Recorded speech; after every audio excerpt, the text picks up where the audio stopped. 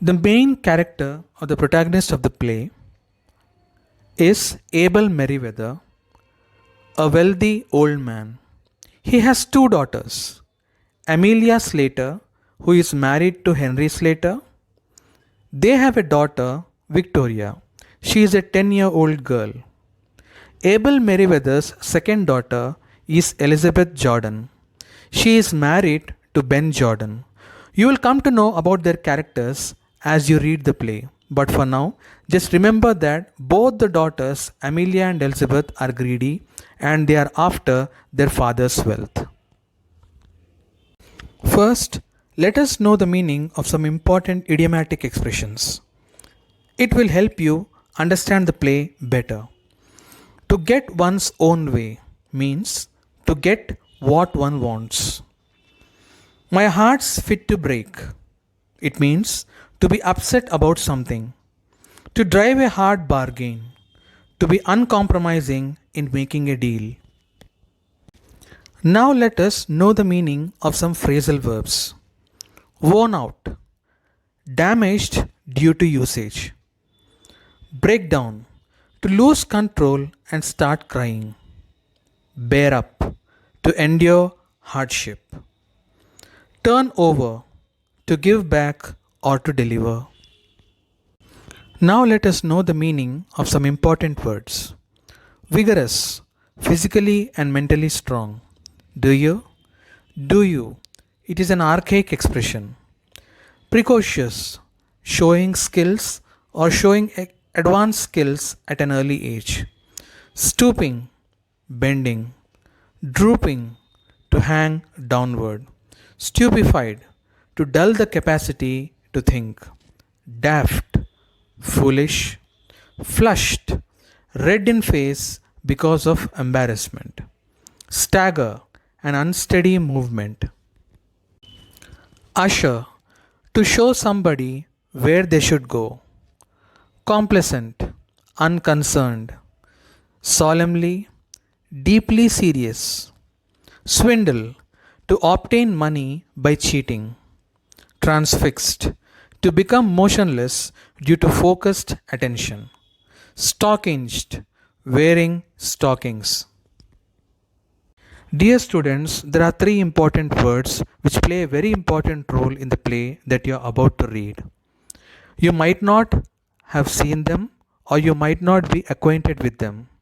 The first one is a bowler hat. As you can see in the picture, it's a hat. The second one is mantelpiece. It's a shelf above a fireplace. The third one is a bureau. A bureau is an old-fashioned table. Just to remember that these three, bowler hat, mantelpiece and bureau, are very important and you need to remember the meaning of these three important words, especially the bureau. Dear students, the present play, The Dear Departed, was written by William Stanley Houghton, who was a famous English dramatist. He was one of the best of a group of realistic playwrights, often called the Manchester School. In every play, he sought to present an idea. He had a remarkable gift for dialogue that is evident in The Dear Departed. The Dear Departed was first produced in Manchester in 1908. Here, Houghton satirizes the degradation of moral values in the British middle class.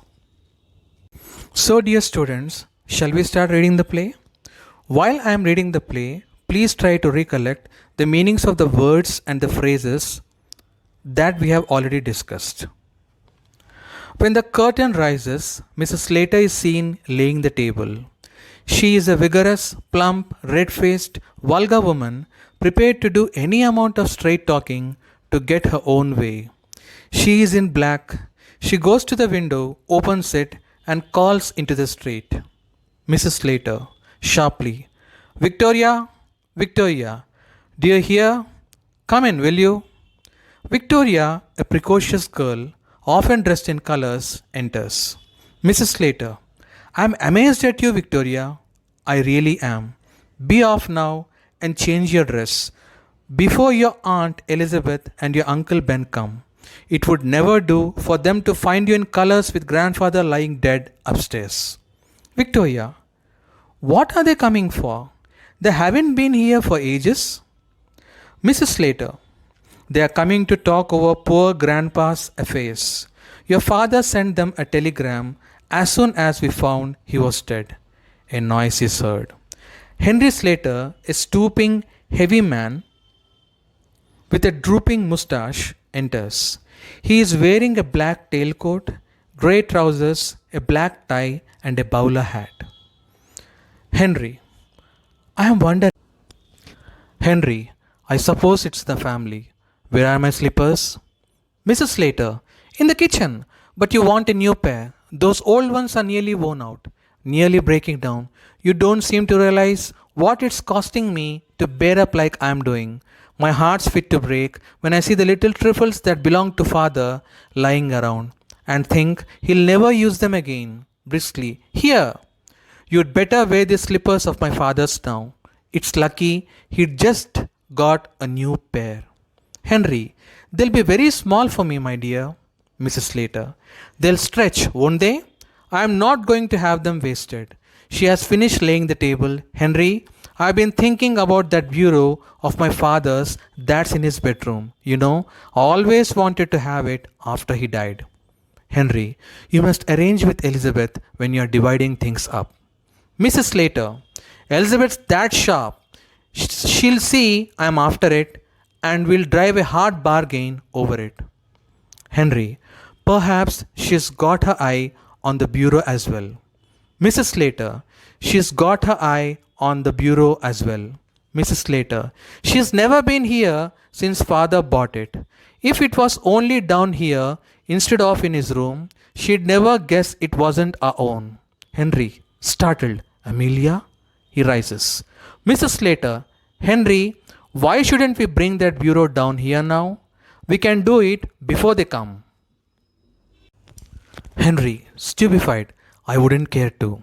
Mrs. Slater, don't look so daft. Why not? Henry, it doesn't seem delicate somehow. Mrs. Slater, we could put that shabby old chest of drawers upstairs where the bureau is now. Elizabeth could have that and welcome. I've always wanted to get rid of it. She points to the drawers. Henry, suppose they come when we are doing it? Mrs. Slater, I'll fasten the front door. Get off your coat, Henry. We'll change it. Mrs. Slater goes out to fasten the front door. Henry takes his coat off. Mrs. Slater reappears. Mrs. Slater, I'll run up and move the chairs out of the way. Victoria appears, dressed according to her mother's instructions. Victoria, what have you got your coat off for, father? Henry, mother and I are going to bring grandfather's bureau down here. Victoria, are you planning to pinch it? Henry, shocked. No, my child. Grandpa gave it to your mother before he died. Victoria, this morning? Henry, yes. Victoria, he was drunk this morning. Mrs. Slater appears carrying a handsome clock under her arm. Mrs. Slater, I thought I'd fetch this down as well. She puts it on the mantelpiece. Our clock's worth nothing, and this always appealed to me.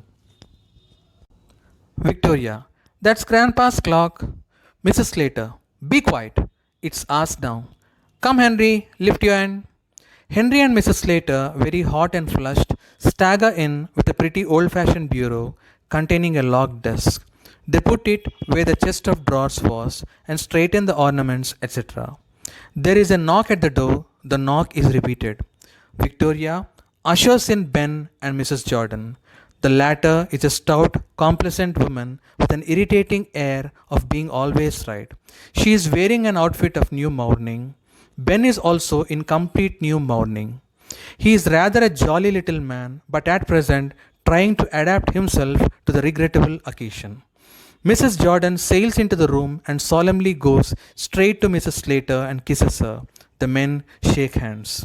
Mrs. Jordan, well, Amelia, and so he's gone at last.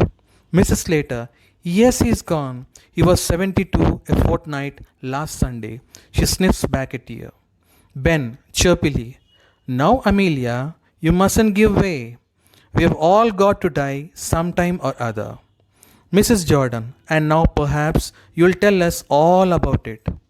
Mrs. Slater, Father had been merry this morning. He went out soon after breakfast to pay his insurance. Ben, my word, it's a good thing he did. Mrs. Jordan, he always was thoughtful in that way. He was too honorable to have gone without paying his premium. Henry, and when I came in, I found him undressed, sure enough, and snug in bed. Mrs. Slater, and when we'd finished dinner, I thought I'd take up a bit of something on a tray. He was lying there for all the world as if he was asleep. So I put the tray down on the bureau up on the chest of drawers and went to waken him. He was quite cold. A pause. They wiped their tears and sniffed back tears. Mrs. Slater, rising briskly at length in a businesslike tone. Well, will you go up and look at him now, or shall we have tea?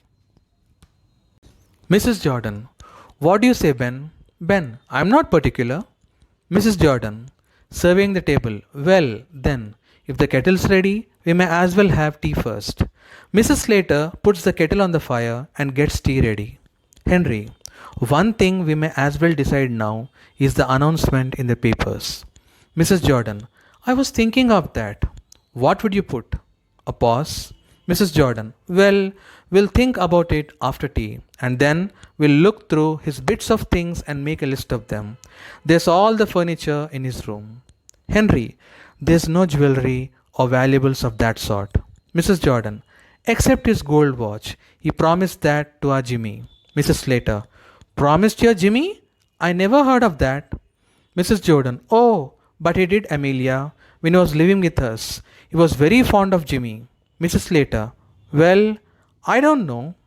Ben, anyhow, there's his insurance money. Have you got the receipt for the premium he paid this morning? Mrs. Slater, I have not seen it. Victoria jumps from the sofa and comes behind the table. Victoria, Mother, I don't think Grandpa went to pay his insurance this morning. Mrs. Slater, he went out. Victoria, yes, but he didn't go into the town.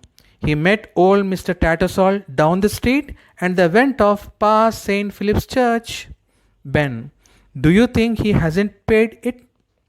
Was it overdue? Mrs. Slater, I should think it was overdue. Mrs. Jordan, something tells me he has not paid it. Ben, the drunken old beggar. Mrs. Jordan, he's done it on purpose just to annoy us. Mrs. Slater, after all I have done for him, having to put up with him in the house these 3 years, it's nothing short of swindling. Mrs. Jordan, I had to put up with him for 5 years. Mrs. Slater, and you were trying to turn him over to us all the time. Henry, but we don't know for certain that he has not paid the premium. Mrs. Slater, Victoria, run upstairs and fetch that bunch of keys that's on your grandpa's dressing table. Victoria, timidly, in Grandpa's room? Mrs. Slater, yes. Victoria, I don't like to. Mrs. Slater, don't talk so silly. There's no one who can hurt you. Victoria goes out reluctantly. We'll see if he has locked the receipt up in the bureau. Ben, in where? In this thing? He rises and examines it. Mrs. Jordan, also rising. Where did you pick that up, Amelia? It's new since last I was here. They examine it closely. Mrs. Slater, oh, Henry picked it up one day. Victoria returns very scared. She closes the door after her. Victoria, Mother, Mother. Mrs. Slater, what is it, child?